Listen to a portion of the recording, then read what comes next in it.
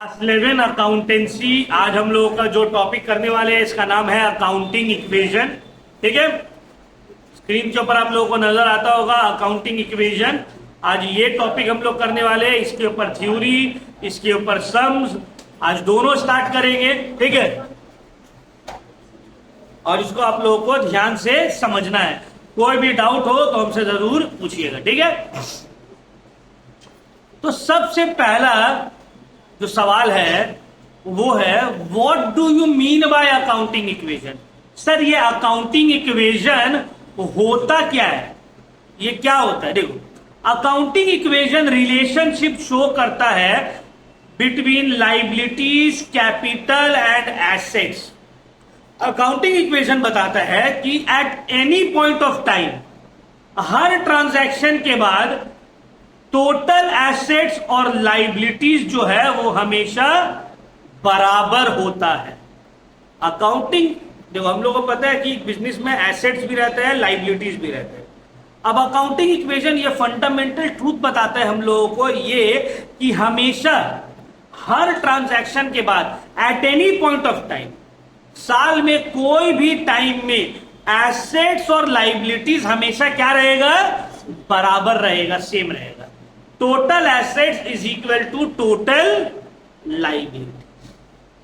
अब यहां पे एक बात आता है, सर लाइबिलिटीज का मतलब, लाइबिलिटीज दो तरह का होता है। एक होता है इंटरनल लाइबिलिटी जिसको हम लोग बोलते हैं कैपिटल, और एक होता है एक्सटर्नल लाइबिलिटीज या अदर लाइबिलिटीज जिसको हम लोग बोलते हैं नॉर्मली लाइबिलिटीज। एसेट जो रहता है अकाउंटिंग इक्वेशन के अकॉर्डिंगली, टोटल एसेट जो रहता है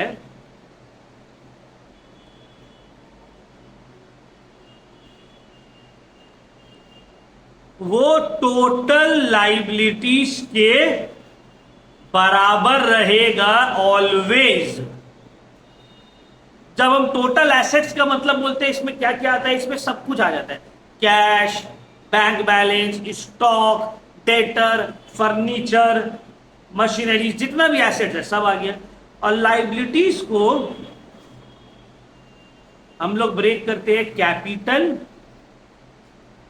एक रहेगा कैपिटल जिसको हम लोग बोलते हैं इंटरनल लाइबिलिटी, प्लस इसको लाइबिलिटीज भी लिखते हैं, एक्सटर्नल लाइबिलिटीज भी लिखते हैं, अदर लाइबिलिटीज भी लिखते हैं। अदर लाइबिलिटीज, कैपिटल तो आप लोगों को पता ही है, कैपिटल क्या होता है? बोलो, what do you mean by capital?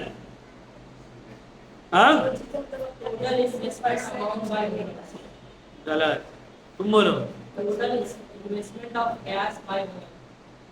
Owner, business का मालिक, बिजनेस में जो पैसा या कोई गुड्स इन्वेस्ट करता है उसको ही हम लोग क्या बोलते हैं? कैपिटल। तुम जो बोले तो ड्राइंग बोलते हैं। ठीक है, अब कैपिटल के अलावा जितना भी लाइबिलिटीज है, क्रेडिटर्स हो गया, जो भी हो गया, वो सब अदर लाइबिलिटीज में चला जाएगा। तो हमेशा total assets is equal to capital plus other liabilities. तो अगर हमको कैपिटल निकालने का हुआ तो हम कैसे निकालेंगे? सर कैपिटल निकालने का हुआ तो is simple, total assets minus liabilities, निकल गया कैपिटल। मतलब देखो ये एक इक्वेशन है, इससे दूसरा भी बन जाएगा, तीसरा भी बन जाएगा। सर अगर हमको अदर लाइबिलिटीज निकालने का हुआ तो कैसे निकालेंगे? Liabilities is equal to total assets minus capital. तो ये अलग अलग इसका डेरिवेशन है, ठीक है ना? A plus B is equal to C, A minus B is equal to, मतलब इसी को घुमा फिरा के ये है पेरेंट वाला इक्वेशन और इसी से ये दोनों बन रहा है। क्लियर हुआ? समझ में आया? यही है अकाउंटिंग इक्वेशन, इसी को हम लोग क्या बोलते हैं? Accounting equation. अकाउंटिंग इक्वेशन जो है ये डबल एंट्री सिस्टम का बेसिस है, जो डुअल एस्पेक्ट कॉन्सेप्ट हम लोग बोलते हैं, डुअल एस्पेक्ट, जहां पे टोटल एसेट्स एक बिजनेस का हमेशा टोटल लाइबिलिटीज के बराबर रहता है at any point of time, चाहे वो साल का कोई भी डेट में ले लो, ये ऐसे ही होगा।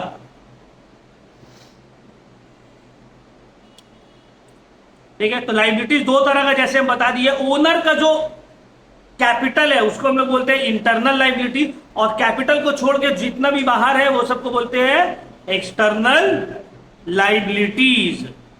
ठीक है, और जो ओनर का इन्वेस्टमेंट है उसको हम लोग बोलते हैं कैपिटल या फिर इंटरनल लाइबिलिटी। क्लियर हुआ? कोई दिक्कत?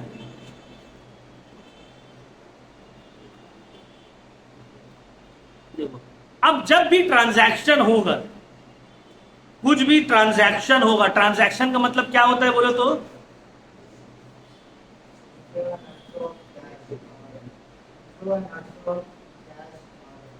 ठीक है, सही बोल रहे हैं, inflow and outflow of cash. Short में बोलो तो any happening which brings about a monetary change in the organisation.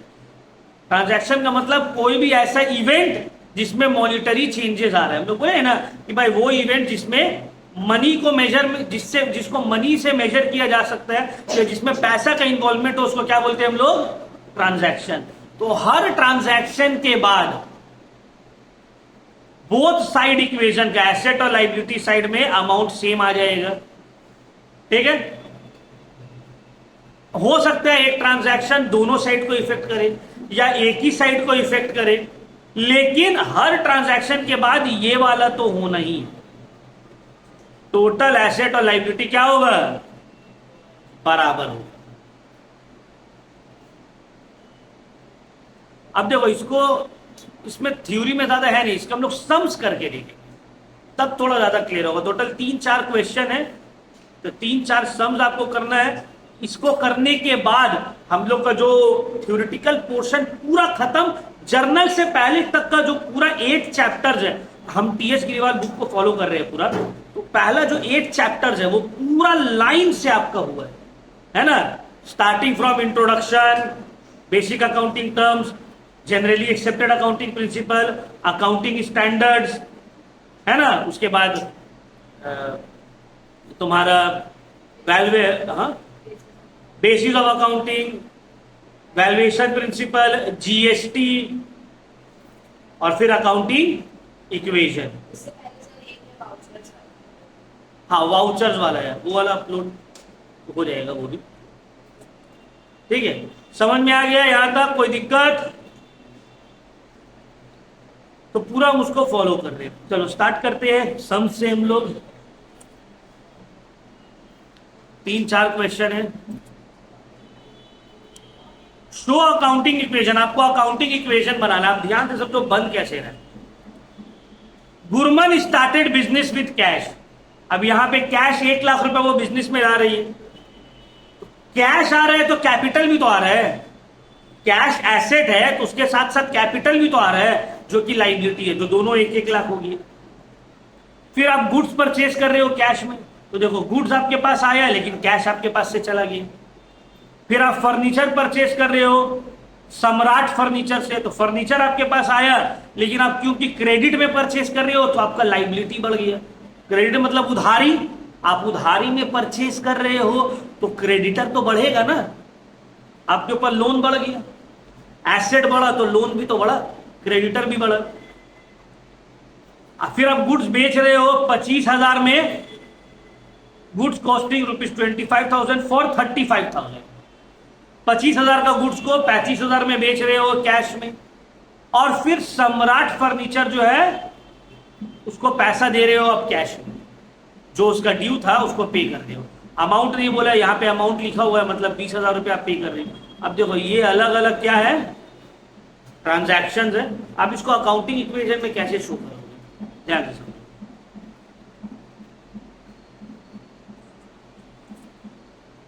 तो यही से स्टार्ट करते हैं।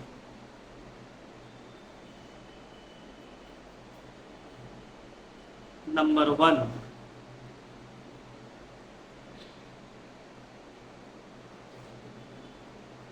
सबसे पहले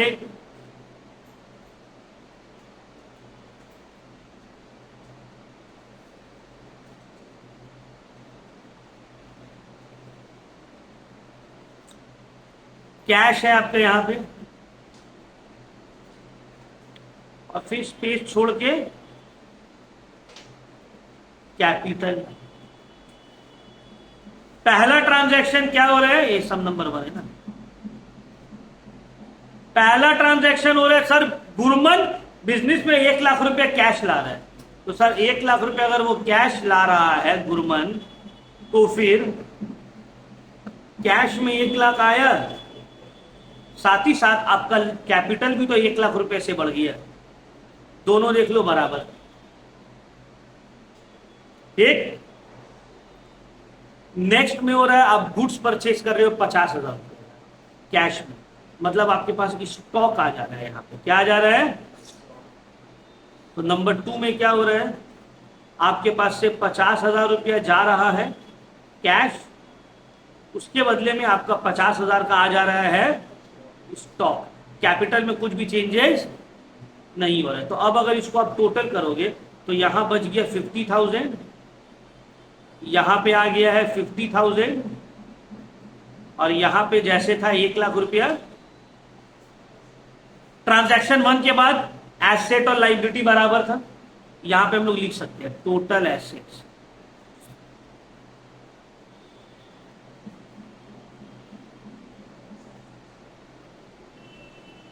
और यहां पे लिख सकते हैं टोटल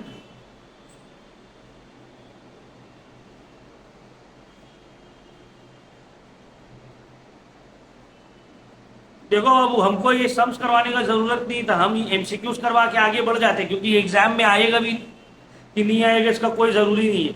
मेरा जो रीजन है तुम लोग को इतना डिटेल में करवाने का, अब तक तो हम जर्नल पूरा कंप्लीट करवा देते, डे बुक में पहुंच जाते। रीजन यही है कि जो 1 महीने से तुम लोग का इंट्रोडक्शन और थ्योरी करवा रहे हैं, क्योंकि तुम लोग का जब काउंसिलिंग हुआ था, जब सीए आसिफ अली आए थे, वो आप लोग क्या बोले थे कि जिसका बेस स्ट्रांग है, फाउंडेशन स्ट्रांग है, वही आगे चल के कुछ कर सकता है, जिसका फाउंडेशन खराब है वो आगे चल के कुछ करे इसका संभावना बहुत कम है। तो जो रीजन है, क्योंकि मेरे पास एम्पल ऑफ टाइम है, एग्जाम में अच्छा खासा दे रहे हैं, हमको पता है सिलेबस आराम से कंप्लीट हो जाएगा, तो बहुत ज्यादा रेस्टलेस नहीं होना। बहुत सारा कोई सोचता होगा कि यार अभी तक तो सबका सुन रहे, जर्नल करने लग गया है, वो लोग से जरा पूछना तो कि कितना टाइप्स ऑफ ट्रांजैक्शंस होता है, या बेसिस ऑफ अकाउंटिंग का मतलब क्या है, वाउचर वाला चैप्टर पढ़ा है कि नहीं पढ़ा है, वैल्यूएशन प्रिंसिपल में कितना टाइप्स ऑफ वैल्यूएशन आता है, उसको उसका टीचर उसको कुछ नहीं बताया। उसका टीचर डायरेक्टली स्टार्ट किया golden rule, debit what comes in, credit what goes out, real account, nominal account, ये सब कर दिए, और इतना ही से उसका काम चल जाएगा, एग्जाम में वो अच्छा मार्क्स लेकर भी आएगा। लेकिन ये जो थ्योरी तुम मिस कर रहे हो, ये और कहीं पे भी तुमको पढ़ाई नहीं होगी, फिर तुम इसको मिस करते ही भी पूरा चलेगा। तो इसीलिए फाउंडेशनल स्टडीज बहुत जरूरी है। समझ में आ रहा है बात? एक समझदार आदमी जो रहेगा, हम लोग घर वर बनाते हो तो सबसे ज्यादा ध्यान किसमें दिया जाता है? बेस में, है ना। हम लोग सोचते हैं अरे नहीं इंटीरियर में ज्यादा दिया, भाई इंटीरियर तो खराब होगा बाद में ठीक हो जाएगा, बेस अगर खराब हो गया ठीक होगा। बिल्डिंग बना लिया, पता चला जा बेस तो गड़बड़ था, अब क्या हुआ, खत्म हुआ। इंटीरियर में गड़बड़ हो गया तो कोई बात नहीं है, चेंज करवा लेंगे, थोड़ा खर्चा होगा। समझ में आ रहा है बात? तो उसी तरह से ये जो इंट्रोडक्शन बेसिक्स, ये जो अकाउंट्स का हम लोग बेसिक्स कर रहे हैं, ये बहुत इंपॉर्टेंट है। ये बेस है, बेस गड़बड़ रहा मामला पूरा गड़बड़ा जाएगा। बेस ठीक रहा, मजबूत रहा, उसके बाद एक बार बेस स्ट्रांग बन गया, उसके बाद तुम जितना ऊंचा बिल्डिंग बनाना है बनाओ। तो एक बार तुम्हारा बेस स्ट्रांग हो गया, उसके बाद तुम जितना ऊंचा चाहो करियर में जा सकते हो। बेस खराब हो गया, फिर तुम सोचे अब हमको कुछ करना है, भाई कुछ नहीं सोचेगा। तो इसीलिए ये सब टॉपिक्स में ये मत सोचना कि एग्जाम में तो आया नहीं, सर पढ़ा दिए, या हम लोग स्कूल में तो नहीं पढ़ाई हुआ, या मेरा दोस्त जो ट्यूशन में पढ़ रहा है वहां तो पढ़ाई नहीं हो रहा है, वहां तो जर्नल डायरेक्ट स्टार्ट कर दिया, उसको करने दो। तुमको भी एग्जाम सितंबर में देने हैं, उसको भी एग्जाम सितंबर में देने हैं। ऐसा तो नहीं है कि हम जल्दी करवा देंगे तो हम जल्दी हो जाएगा मेरा एग्जाम, नहीं। तो हमको आराम आराम से पूरा बेसिक्स को कंप्लीट करना है। हाँ, तुम्हारा एग्जाम तक तुम्हारा सिलेबस आराम से कंप्लीट हो जाएगा, वो मेरा गैप है। चलो स्टार्ट करते हैं। तो पहला ट्रांजैक्शन के बाद देखो बराबर, दूसरा ट्रांजैक्शन के बाद भी दोनों क्या हो गया, बराबर। अब थर्ड में क्या बोला है, फर्नीचर परचेज किया हुआ है सम्राट फर्नीचर से 20,000 में। तो देखो तीसरा एसेट आया मेरा क्या, फर्नीचर। लेकिन क्योंकि ये उधारी में खरीदे थे तो इसके साथ साथ आ गया क्रेडिटर भी। क्या आ गया, आप 20, थर्ड ट्रांजैक्शन हुआ है, 20,000 का फर्नीचर, साथ ही में 20,000 रुपया क्रेडिटर। अब अगर टोटल करो आप 50,000,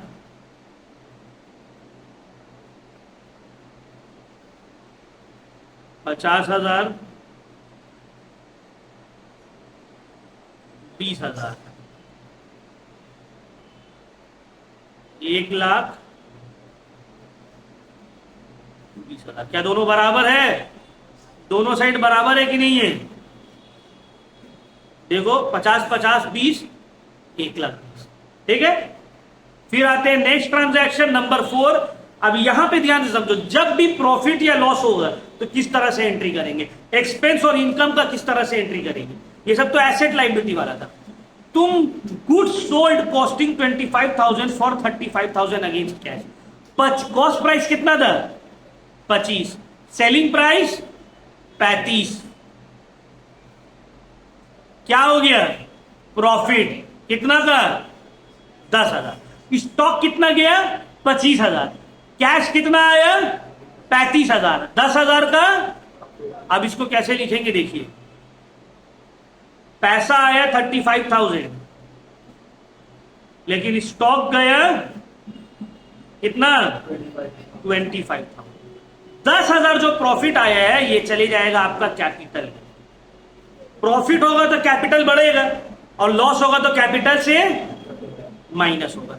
अब देखिए 85,000 मेरे पास कैश है, सामान मेरे पास है 25,000 रुपया का गुड्स, और फर्नीचर मेरे पास है 20,000 रुपया का। और लाइबिलिटी में देखेंगे तो मेरा कैपिटल हो गया 1,10,000 का, और मेरा क्रेडिटर है, देखो यहां एक 30, यहां पे भी एक 30। बराबर हो गया ना? समझ में आ रहा है? नेक्स्ट देखिए सर, MS सम्राट फर्नीचर को हम लोग पैसा पे कर दिए 20,000, मतलब ये क्रेडिटर था, उधारी में सामान खरीदे थे, इसको 20,000 पे कर रहे। तो जब इसको 20,000 पे कर रहे हैं तो क्या होगा सर? कैश मेरे पास से 20,000 रुपया गया, लेकिन उधारी भी तो खत्म हो गया, क्रेडिटर भी तो 20,000 खत्म हो गया, है ना? अब देखो अगर इसको टोटल करेंगे तो 65,000 प्लस ये सेम 25 प्लस ये भी सेम 20,000 इज इक्वल टू 1,10,000, और यहां पे नील, तो यहां 1,10,000 और यहां पे 65 प्लस 25 प्लस 20, 1,10,000। तो this is equal to this. बन गया मेरा। इसी को हम लोग बोलते हैं अकाउंटिंग इक्वेशन। अब तुम अगर अचानक से देखोगे तुमको कुछ समझ ही में नहीं आएगा हुआ क्या है, ये क्या लिखा हुआ है, लेकिन जब तुम इसको अगर लाइन बाय लाइन ट्रांजैक्शन के साथ रीड करोगे, सही से फॉर्मेट को देखोगे, तब तुमको समझ में आएगा अच्छा ये कैसे बना है।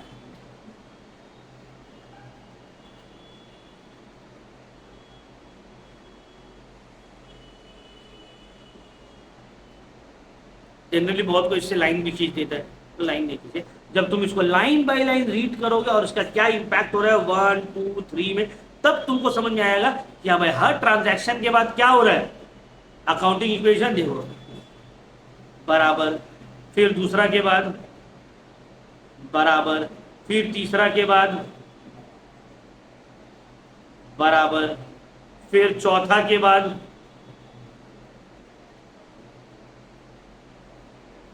बराबर, फिर पांचवा के बाद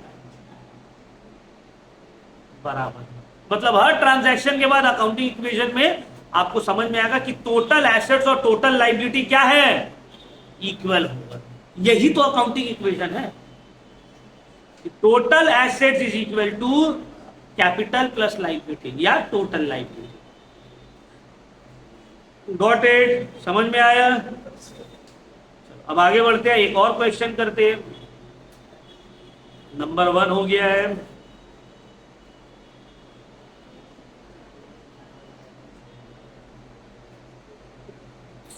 number 2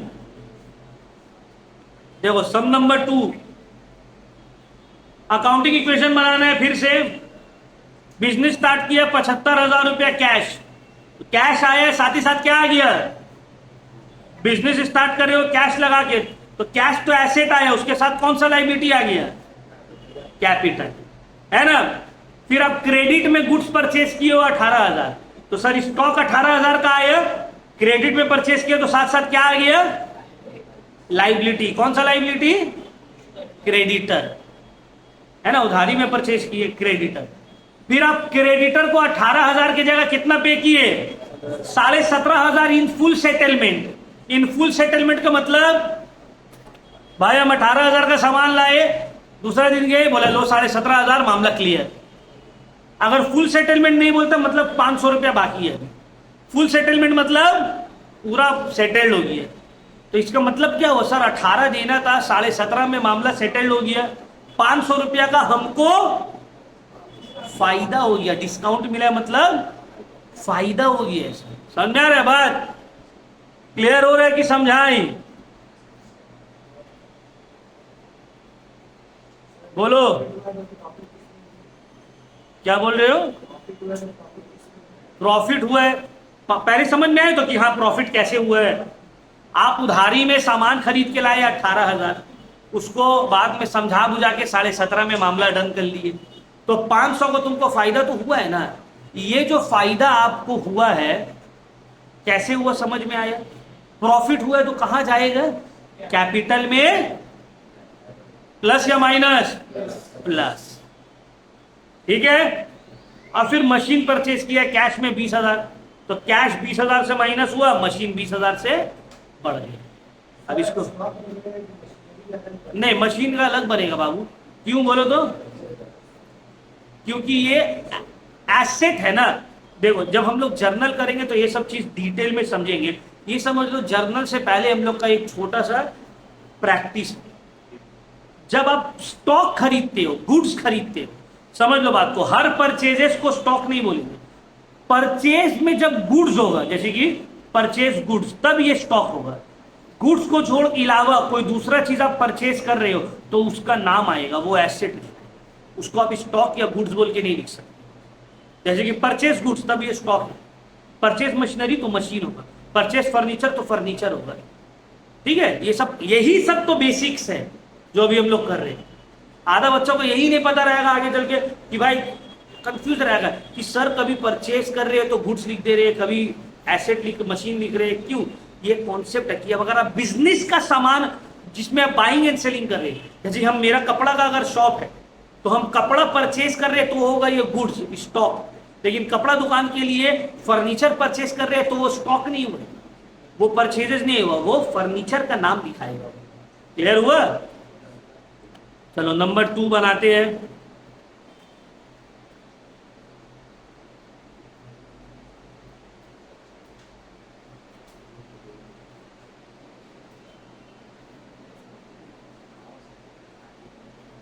total assets is equal to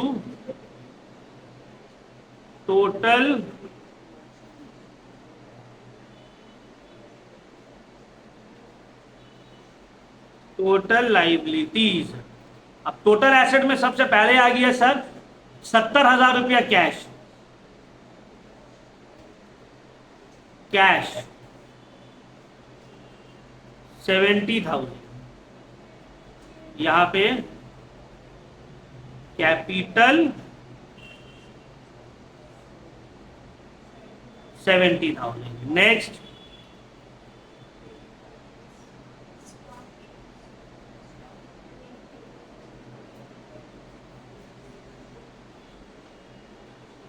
credit में गुड्स परचेज किया 18,000 में, तो नंबर 2 स्टॉक आ गया यहां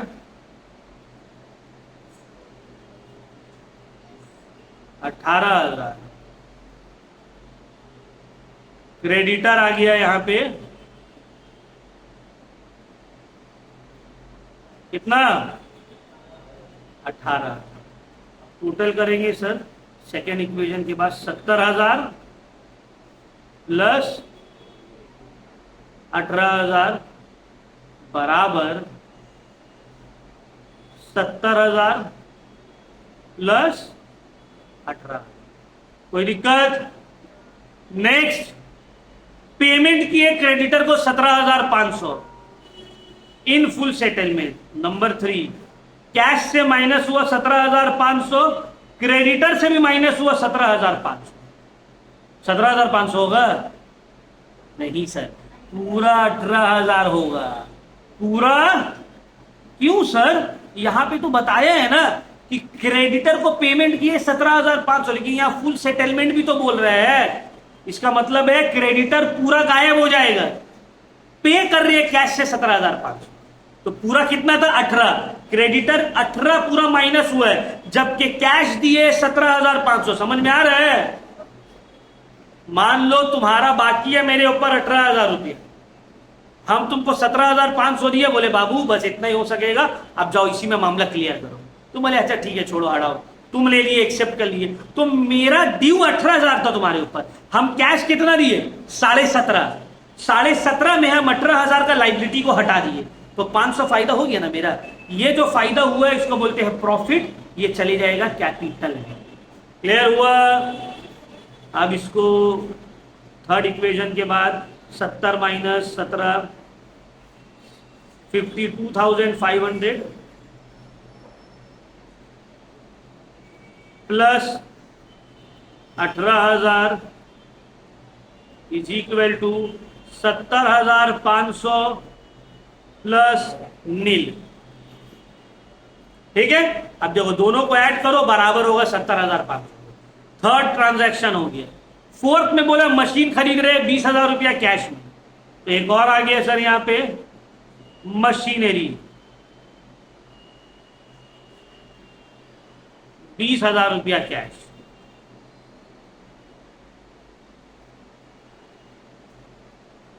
तो 20,000 रुपया यहां मशीन में ऐड हुआ और कैश में 20,000 रुपया हो गया है माइनस।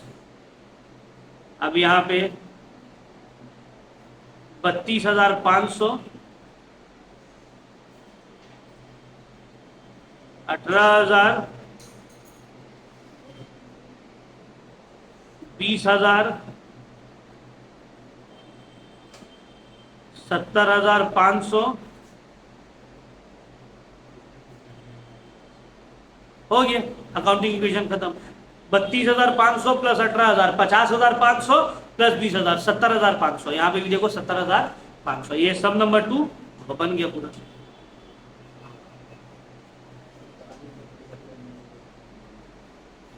समझ में आया? क्लियर हुआ? तो देखो हर ट्रांजैक्शन के बाद सेम आ रहे हैं ना, ये सम नंबर 2। कोई भी दिक्कत ये वाला सम में? कोई प्रॉब्लम? सर अगर सेम नहीं आया तो मतलब सेम नहीं आया मतलब तुम गलत बनाए हो, सम्स गलत। अगर बराबर नहीं आ रहा मतलब तुम कुछ गड़बड़ कर दिए हो, प्लस माइनस में या लिखने में। Rarest of the rare case में ही सम्स होता है, कभी कदार प्रिंटिंग एरर, वरना सम्स गलत नहीं रहता है। अभी हम बोल लेंगे हाँ हो सकता है सम गलत, तो बुक का हर सम उसको गलत ही नजर आएगा। सर बोले थे कि आंसर नहीं आएगा तो सम गलत है। देखो एक तो मैथ्स टीचर आता है, आंसर नहीं आ रहा, पीछे से बोलेगा वो पीछे रॉन्ग दिया होगा। अबे तेज सही से बना, पीछे सही दिया होगा। अकाउंट्स के भी एक सर थे, नाम नहीं लेंगे तो अभी इज्जती हो जाएगा। उस बनाते थे और आंसर नहीं आता था, बच्चों लोग को बोल देते थे पीछे में आंसर बाबू गलत दिया हुआ, ये जो कर रहे सही है। स्टूडेंट आता था मेरे पास, बोले सर देखिए, बोले नहीं इसका तो आंसर सही ऐसे होगा। वो बोले दिए ना हर सम जिसका भी आंसर देगा ना, सर बोलेगा नहीं पीछे गलत दिया। हम बोले गड़बड़ रहते हैं पीछे 100 में एक आंख। वो भी हम टीएस गिरीवाल क्यों तुम लोग को फॉलो करने बोले, क्योंकि टीएस गिरीवाल में एक्यूरेसी लेवल हाईएस्ट। बाकी ये सब बुक भी अच्छा है, लेकिन इसमें बैक का आंसर का प्रॉब्लम थोड़ा ज्यादा है। टीएस गिरीवाल में भी है एक आंख, लेकिन मैक्सिमम 99% करेक्ट है उसमें।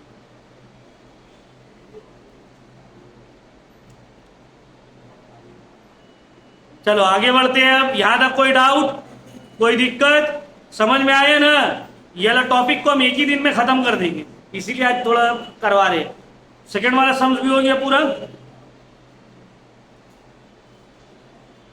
अब आते हैं सम नंबर 3। ये आपका होमवर्क रहेगा। सम नंबर 4 अभी हम बना देंगे।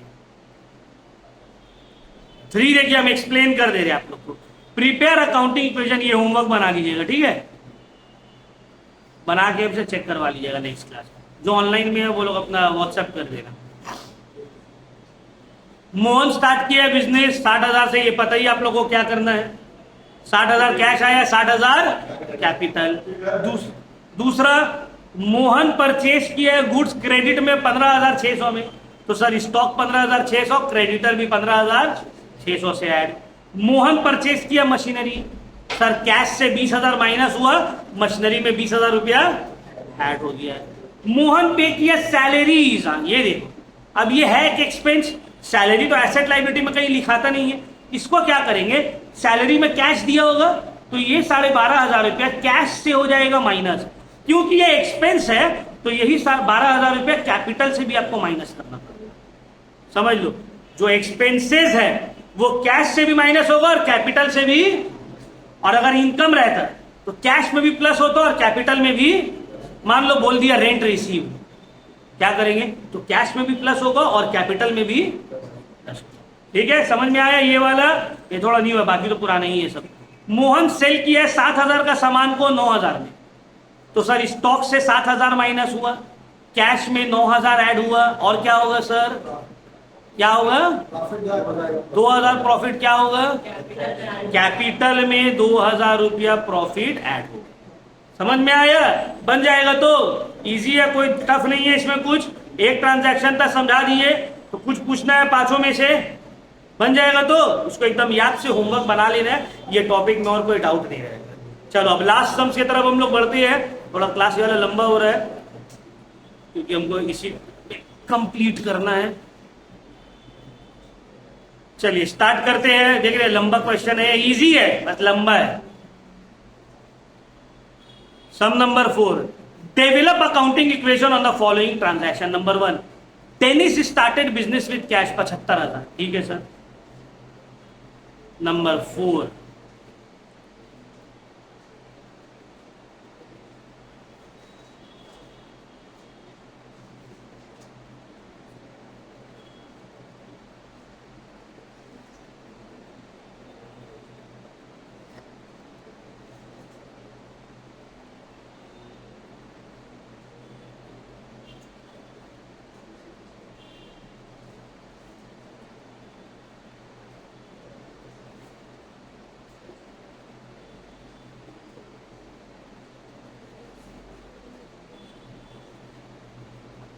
देखो लाइबिलिटीज वाला कॉर्नर थोड़ा छोटा रखना है, क्योंकि लाइबिलिटीज में जनरली 2 ही चीज आते हैं, एसेट में 3-4 आ जाता है।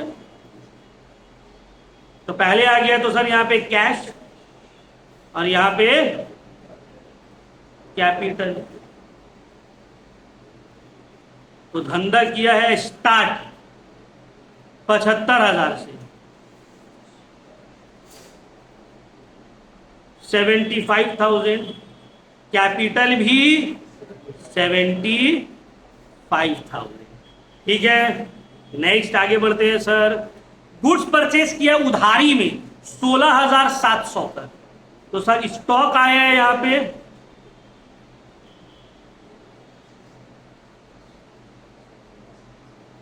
16,700, क्रेडिटर यहां पे बढ़ गया है, उधारी में खरीदा है ना 16,700। सेकेंड ट्रांजैक्शन के बाद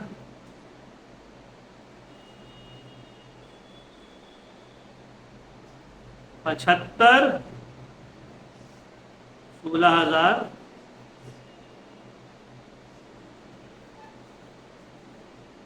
75, 16,700। समझ में आया। कोई भी लाइन में अगर आपको डाउट हुआ तो एकदम आराम से पूछ लेना है कि भाई इसको थोड़ा सा फिर से बता दीजिए, डाउट को लेके घर में नहीं डालना, डाउट को यहाँ पे क्लियर करके रखना, ठीक है ना। चलो next number 3 sir, purchase goods for cash, अब कैश में भी सामान खरीद रहे 4,000 में, ठीक है। नंबर 3, अब देखो कैश से गया 4,000 और स्टॉक में आया 4,000, अब टोटल किए 71 प्लस 4 इज इक्वल टू, यहां पे तो सेम है,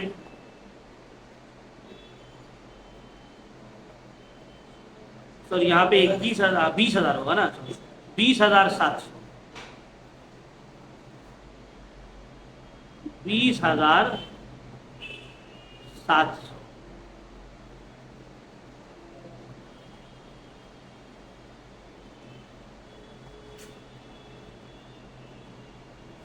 क्लियर हो गया? ये 20,700 है।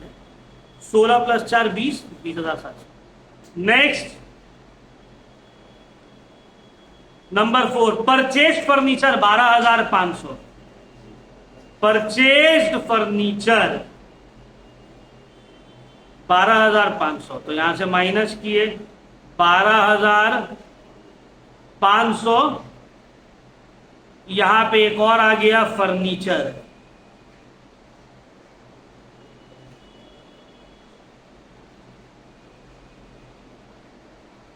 12,000।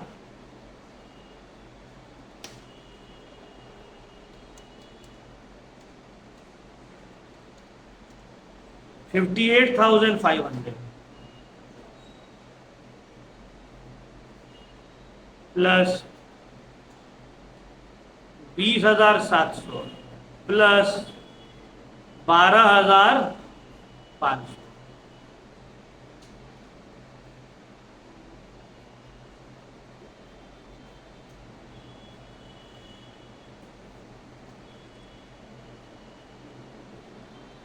क्लियर? Number 5, rent paid 1600। हाँ बहुत अच्छा, देखो रेंट पेड एक्सपेंस है 1600 रुपया, तो अब इसको क्या करेंगे, कैश से माइनस हुआ है और कैपिटल से भी क्या हो जाएगा, माइनस। एक्सपेंस है ना,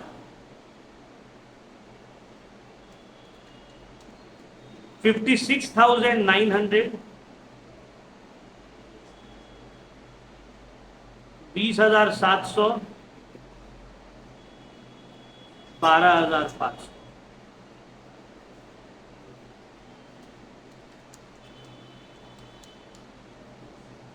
$73,400, 16,700। Next, withdrew for private use 4,500। क्या हो गया ये, ड्रॉइंग्स। आप ड्रॉइंग्स कर रहे हो 4,500 रुपया, तो कैश से माइनस हो गया 4,500 और कैपिटल से भी माइनस हो गया 4,500।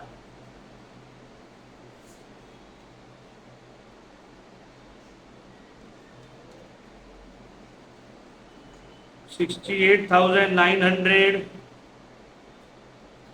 16,700, 12,500, 20,700, 56,900 माइनस 4,500, 52,400। क्लियर हुआ? ये हो गया बराबर। Next number 7, received commission 3,400। अब ये इनकम है, ध्यान से समझो, रेंट एक्सपेंस था, कमीशन इनकम है 3,400। नंबर 7, तो 3,400 कैश में भी ऐड हुआ और कैपिटल में भी ऐड हुआ। 55,800 plus 20,700 plus 12,500 is equal to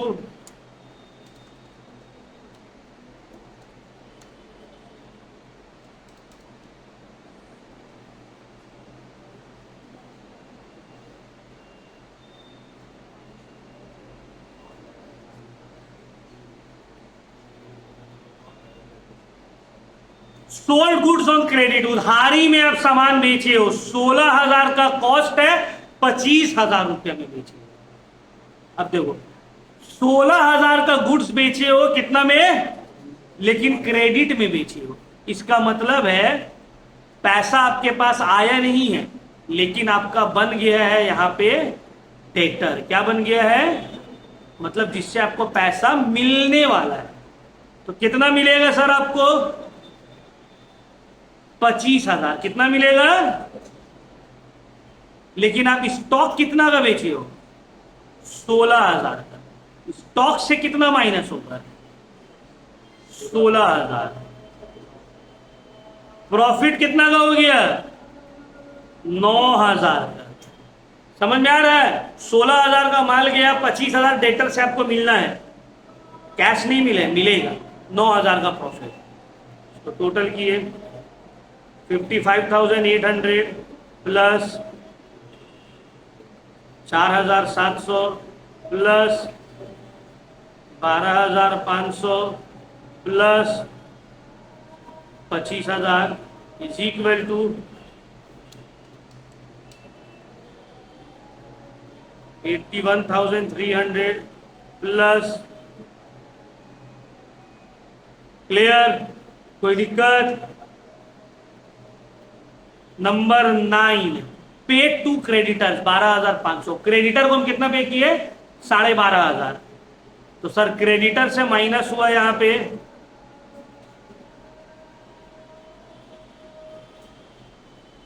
12,500 cash से भी माइनस हुआ और 12,500 रुपए क्रेडिटर से भी माइनस हुआ। इन सेटलमेंट वेटलमेंट कुछ नहीं बोला है, बस इतना पे किया।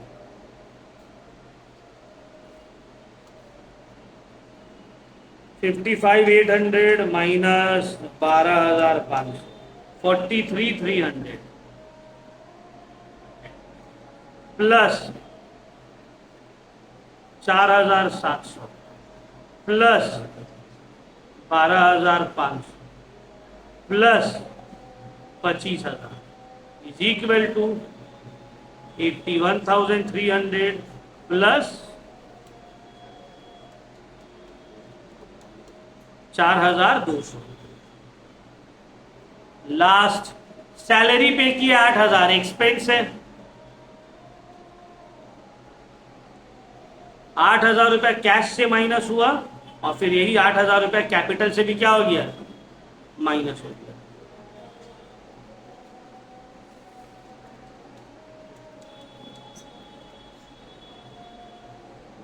$35,300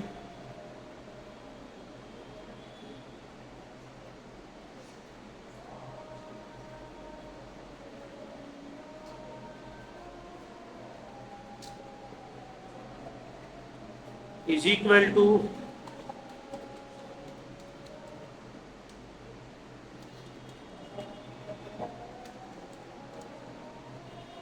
73,300 प्लस, आप देखो टोटल कर लो यहां पे 77,500 और यहां पे